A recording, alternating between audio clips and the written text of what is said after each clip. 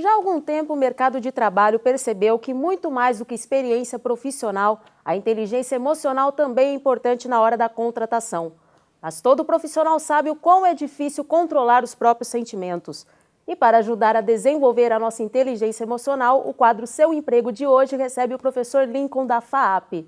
Professor, obrigada pela presença. Obrigado você pelo convite. Bom, professor, afinal de contas, o que é inteligência emocional? A gente pode dizer assim, a grosso modo, que é a área da psicologia que descreve a ciência que estuda a questão dos comportamentos, dos relacionamentos, então como lidamos com as nossas emoções e como lidamos com as emoções das pessoas com as quais nós convivemos. E qual é a importância em desenvolver essa competência? Olha, é muita, em vários campos.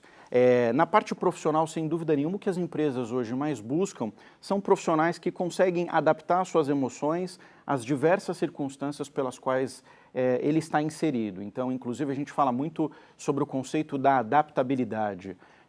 Vivendo uma situação onde a gente tem uma quantidade enorme de pessoas desempregadas e você precisa se adaptar, muitas vezes, a uma área de atuação que não necessariamente é a sua, é preciso você utilizar essa competência da inteligência emocional a fim de você conseguir criar bons relacionamentos, conhecer as suas emoções, saber lidar com as suas emoções e com as emoções das pessoas com as quais convive com você. Realmente, às vezes, a inteligência emocional supera o conhecimento acadêmico na hora de lidar numa situação avessa no mercado de trabalho? Olha, tem duas formas da gente analisar essa sua pergunta, porque, como eu disse no início, há muitas linhas da psicologia, ou pelo menos a linha da inteligência emocional, onde você tem uma série de materiais, de referências que você pode buscar como forma de autoconhecimento. Agora, isso não significa que uma pessoa mais instruída do ponto de vista acadêmico saiba lidar melhor com as emoções do que uma pessoa que é menos instruída do ponto de vista acadêmico. Isso significa que são caminhos diferentes. Agora, óbvio que o processo de autoconhecimento ele é fundamental e aí independe o grau de capacidade acadêmica da pessoa envolvida. Por isso que é tão importante a gente sempre ter dentro da gente a capacidade de buscar a informação, de correr atrás da informação, como popularmente a gente diz, para que você tenha acesso e a partir disso saiba lidar com essas circunstâncias sem necessariamente ter estudado, se aprofundado numa universidade ou num curso de pós-graduação. E quais são as dicas para se fazer uma autoavaliação? Bom, muito bem, existem várias, né? A gente pode dizer que a primeira delas é aquele conceito que a gente diz de aprender, desaprender e reaprender. Então, quando a gente tem a capacidade de não se limitar a uma ideia única, a gente tem a possibilidade de se adaptar melhor às circunstâncias pelas quais nós estamos inseridos e, a partir daí, desenvolver a habilidade do autoconhecimento. Claro, você tem aí muitas possibilidades externas de fazer isso. Por exemplo, você pode procurar um curso, você pode procurar uma universidade, meios para que o autoconhecimento se desenvolva. Mas o indivíduo precisa ter a consciência plena de que esse autoconhecimento só vai acontecer a partir do momento que ele se predispor a esse tripé que eu disse a você, ou seja, aprender, desaprender e reaprender. Voltando ao mercado de trabalho, professor, como a inteligência emocional é avaliada dentro de uma empresa? Para quem está nos assistindo, que muitas vezes já está trabalhando, é óbvio que os cursos, como eu havia dito anteriormente, é um caminho para você se autoconhecer. E aí a empresa pode desenvolver parcerias internas ou externas para trazer profissionais, ou se ela eventualmente tiver, que possam criar meios para que esse profissional faça exercícios, que ele dialogue melhor as emoções dentro do ambiente de trabalho e que ele seja muito explícito no momento em que ele for fazer isso. A gente viu um caso recente de uma empresa que adotou um sistema muito interessante. A gente tem os emotions do Facebook, por exemplo, né? Então você está lá feliz, triste, alegre, enfim. E aí os profissionais dessa empresa, quando eles começam o dia de trabalho, eles escolhem uma carinha que defina como ele está com as emoções dele naquele dia. Então, por exemplo, se eu não estou muito para papo, eu coloco lá uma carinha de alguém que não quer conversar muito.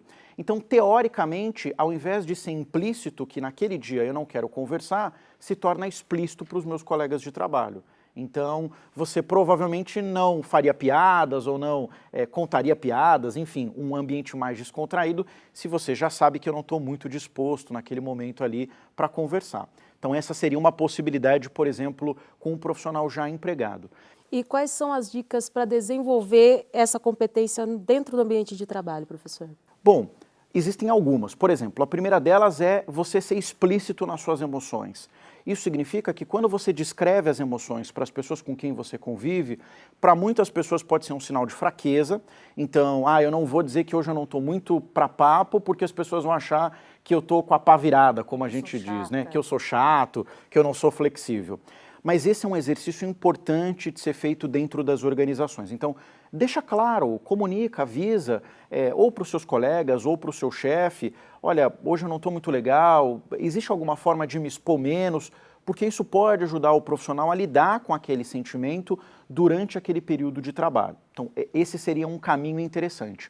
O segundo seria as empresas mapearem nos seus colaboradores ações que pudessem ser desenvolvidas para que você diminuísse a carga de estresse e de ansiedade que o trabalho gera. Então, por exemplo, a ginástica laboral, que é algo importantíssimo dentro do ambiente de trabalho, momentos para você parar 10, 15 minutos, que é aquele famoso horário do cafezinho, para também dar uma relaxada, isso pode ajudar a você melhorar o fato como você lida com as emoções. Então, alguns caminhos que muitas vezes não tem custo financeiro para a empresa, mas tem aí a dedicação, o carinho de quem cuida das pessoas dentro da organização. Professor, para encerrar, a gente pode dizer que capacitação e inteligência emocional caminham juntas para conseguir o sucesso? Sim, a gente pode afirmar isso com muita tranquilidade. Mas é muito importante você ter a consciência de que essa caminhada ela é longa. Então não dá para dizer que uma ação específica possa fazer com que agora, ao final de uma entrevista, eu saia a pessoa mais reconhecida da inteligência emocional. Mas também a gente não pode negar que o uso ou os instrumentos acadêmicos e de estudos favoreçam o despertar dessa inteligência.